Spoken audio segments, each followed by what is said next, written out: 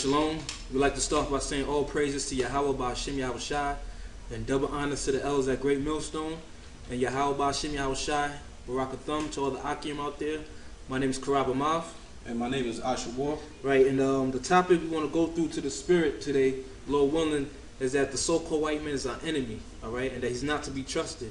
Because you got niggas out there with false doctrines basically saying that it's all right to befriend the so-called white man. Is it right because the so-called white man has a hope of salvation?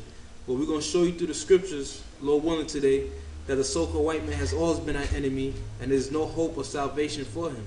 All right? And the first scripture I want the brother to get is Ecclesiasticus 12 and 10.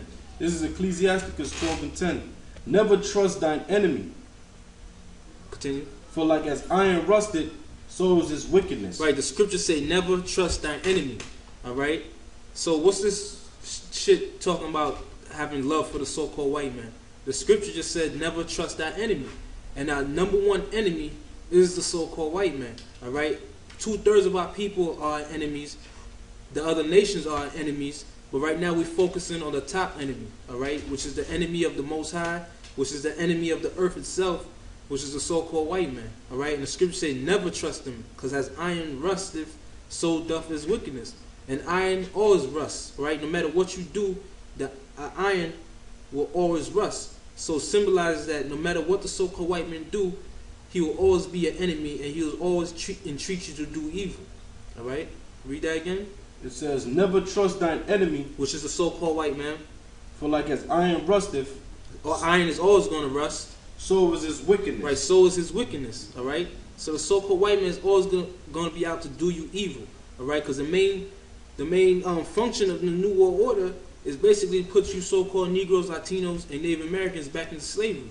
All right? Because the so-called white man, he wants his birthright back that he lost to our forefather Jacob thousands of years ago. But what he don't understand that he's never going to get that back. All right? Because the Most High has chosen the nation of Israel, which consists of your so-called Negroes, Latino, and Native Americans, before he even put you on earth. All right? All this that's going on this earth right now is all the plans of the Most High. And now it's going to come the time that we're going to recompense the so-called white man through the spirit of Yahweh Ba'Shem Yahweh Shai for all the evil that he's done to our people. All right? Continue. Next verse.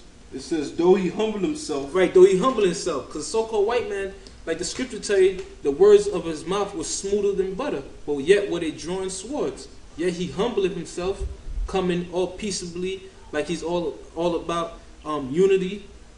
That's all an act. All right? Because the scriptures tell you that the so-called white man is a hypocrite. And the word hypocrite means an actor. That's why he had these the other day, last night was the Oscars, all right, for what? Actors. And that's the so-called white man down to a T. He's the biggest actor on the earth, man. Though he come humbleth, all right? Though he come all peaceably and speaking smooth words to you, don't mind him, man. Because the scripture tell you in the verse ahead, has iron rust, so doth his wickedness. Continue. It says, yet take good heed and beware of him. Yet take good heed and beware of him. Why are you supposed to beware of him? Because why? He's coming to entreat you to do evil, man. He's not coming to do you good. He's coming to do you bodily harm, all right, physical harm, because that's his nature. The nature of the so-called white man is the devil and destruction, man. He's destructive by nature, because that's the spirit that's the spirit the Most High put in the so-called white man. Continue. And thou shalt be unto him as if thou hast wiped a looking glass. Continue. And thou shalt know that his rust have not been altogether wiped away. Right, now you're going to know that all the wickedness that he claimed to have, what's the word I'm looking for? All the wickedness that he claimed that doesn't exist. That he's rehabilitated, so to speak. Yeah. He comes to you like, oh, I'm not like how my ancestors was. I'm not like how we was in the past. We're a new race of people. See, don't you see we elected the first black president. I have black friends. I have black friends. Though he come crouching and humbling, that's just all an act, all right? You're going to find out that he's still the devil, all right? And that he's still here to do you harm, all right? And we got a account in the Apocrypha and 2 Maccabees. That's next scripture I want the brother to get. 2 Maccabees, the 12th chapter, and starting at the first verse, which is an account, all right, of our ancestors during the time of Maccabees when we was going to war with the Greeks, All right, and this account is gonna show you why you never supposed to trust your enemy, which is the so-called white man. All right. This is 2 Maccabees 11:1. When these covenants were made, Lysaeus went on to the king, and the Jews were about their husbandry. Right, continue.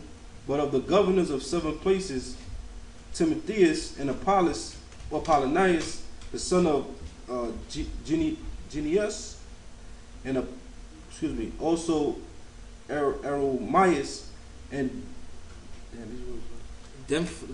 just sound it out.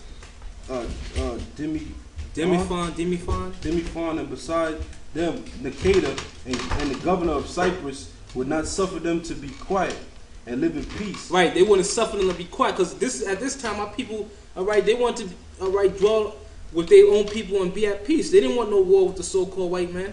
But guess this, when we read on, you're gonna see the so-called white man. There's no peace in him. There's no righteousness in him.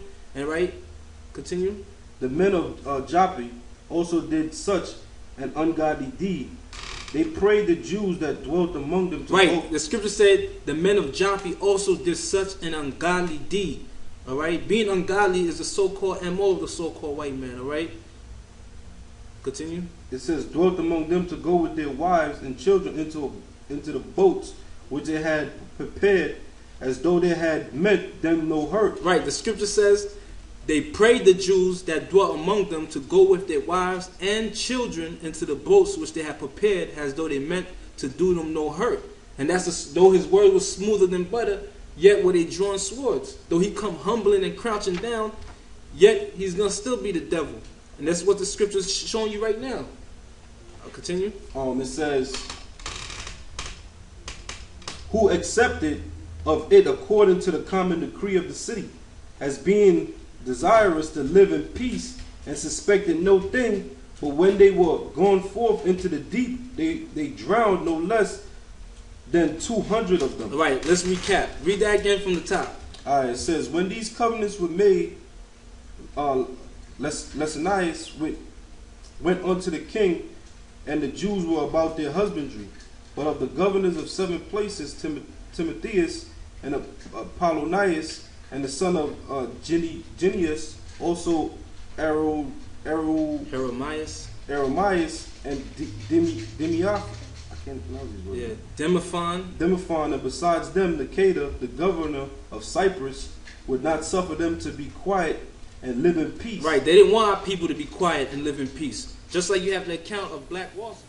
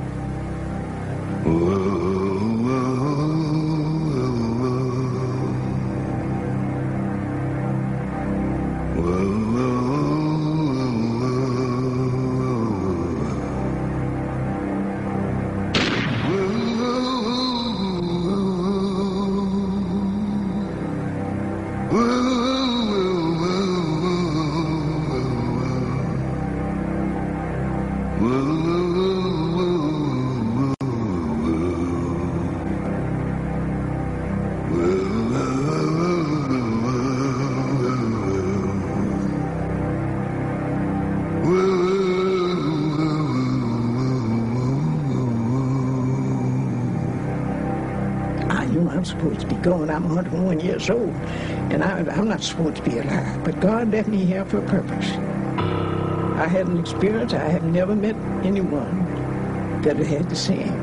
We had a neighborhood barber shop, so I went over to get a haircut, and about 3 o'clock in the afternoon, and the barber was cutting my hair, and one barber said to the other one, said, hurry up and finish up on that kid's hair, and let's go down on the railroad tracks and see if we can shoot some niggers.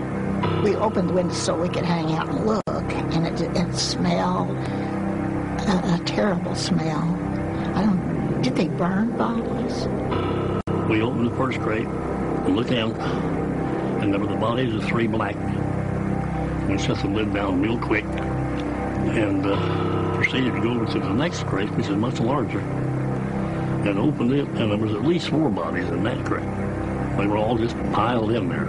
that night, just about dusk, up on Reservoir Hill, which was just south of the house, there's a great big cross burning. And all these people up there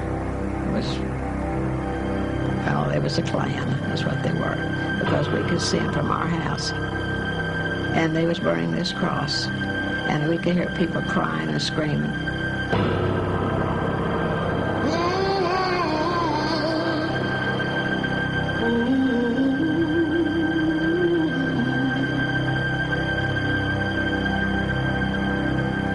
When a bunch of our people, who were successful business people, built their own community to live amongst themselves, and the so-called white man wasn't trying to have them live in peace. Yep. So he came there and burned the whole town down, just like in Rosewood. The so-called white man burned the whole town down of the so-called Seminole Indians, which is the tribe of Reuben. Because the so-called white man don't like to see our people in peace, man. He want to see us in adversity. Continue. The men of Joppa also did such an ungodly deed. They prayed the Jews that dwelt among them to go with their wives. Right, mind you, these are our people, and the people that was mentioned as so-called white people, all right, they didn't want to see us living in peace. And children into the boats which they had prepared, as though they had meant them no hurt. Right.